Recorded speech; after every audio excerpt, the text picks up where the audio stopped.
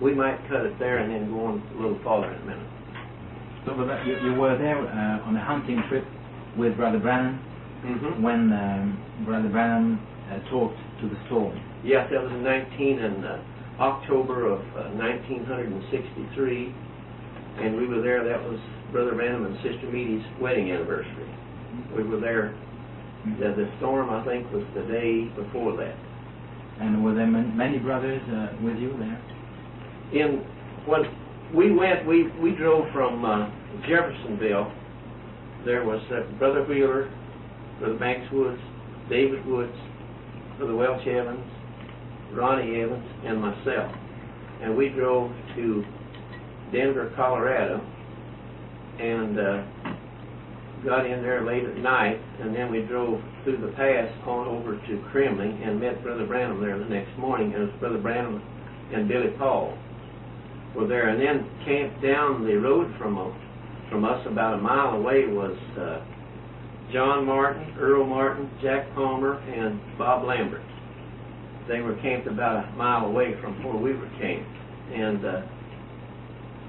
we got in there to the hunting area on Saturday, and Sunday we just around the camp and so forth, and Brother Branham would talk, you know, this and that and the other, and some of them I think went out and hiked in the woods a little bit, and then on Monday was the day they started hunting, and I never forget, it rained, real cold rain that day, and everybody came in. We built a lean-to with a piece of canvas and built a fire under it.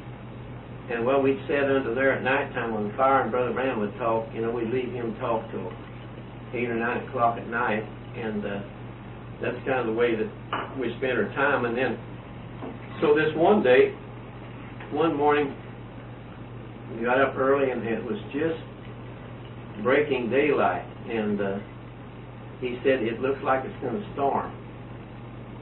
And he said, if it starts to snow, said, you all head back to camp immediately, because you can get lost. That wind will swirl that snow, and you can't see nothing. You can't tell. The only thing is, you know, in the woods, and that snow's so heavy. So I don't know. It's about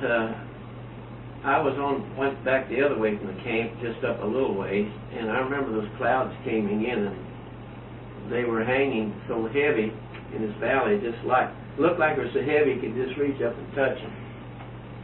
Yeah, they were just black, and I told somebody if I'd had a stick you could punch a hole in them, I believe the water would have run out when they were so heavy. But anyway, they were so heavy across there, and you just couldn't see nowhere hardly. And then, within an hour's time, they just parted, like Brother Branham said. He said, clouds part and go back where you come from. They just parted and went back, and the sun shone forth. And I know that sun was so bright, I think some of them got their faces sunburnt up there in the sun. You know, the sun is bright up there today. The altitude made it kind of cold. And then that evening when he came in, he came in and said something happened today that he'd wondered all his life. And I don't know, he never did say what it was. Because he saw Sister Meady back as a young person. And then we often thought, this is just my thinking, we often thought, could a man speak to the elements like that and they obey, like when Jesus was on the water? That's what you were thinking at that moment? Yeah, I mean, it's just thought, you know. And so it was quite a time, and then... Brother Graham didn't say anything about what he had experimented that day. No, but I know the day...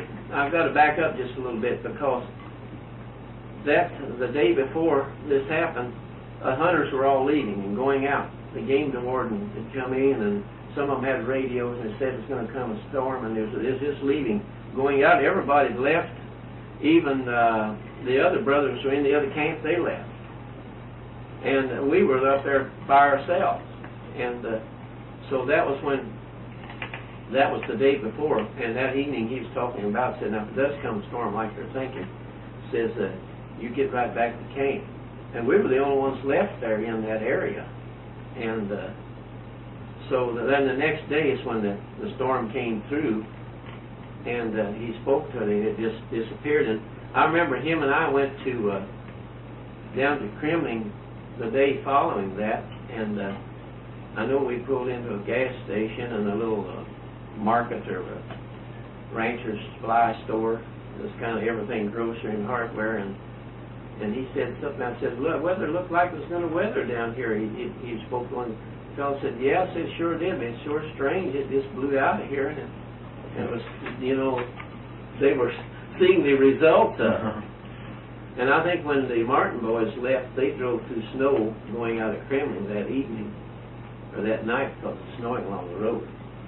But it just parted and was gone, just like he said. And you remember him talking, I believe Tom Simpson was coming from Canada down through, and he said a big snowstorm in that area. It was on the radio and on all the travel reports, and that was, well, it's just hard to understand that we can't fathom at all yet what happened. It was a real experience that taking place. We can say we was there when the prophet was there. And so then we went into town, got some groceries, and we stayed 4 more days. The sun shined forth, we came home, and no snow nowhere. But it wasn't any real big deal at the time, was it? I mean, it just happened naturally. Yeah, yes, you could say that, but when you stop to look back at the way those clouds were, and just gone. But he didn't make a big deal out of it. No. No, he's come back and he said, well, something happened today that I wondered all my life. You know, and he's talking about being up in the snow and up there and it started snowing and swirling around, and he had his gun set down against a tree and so forth. And did he explain all that at the time? No, he told most of that on the tapes, you know, later on. Yeah, but I mean, at the time it was just something real simple to him. Yeah, right. And later he told the whole story. Yeah, that's moving in simplicity. Yeah. Right. Amen. Okay.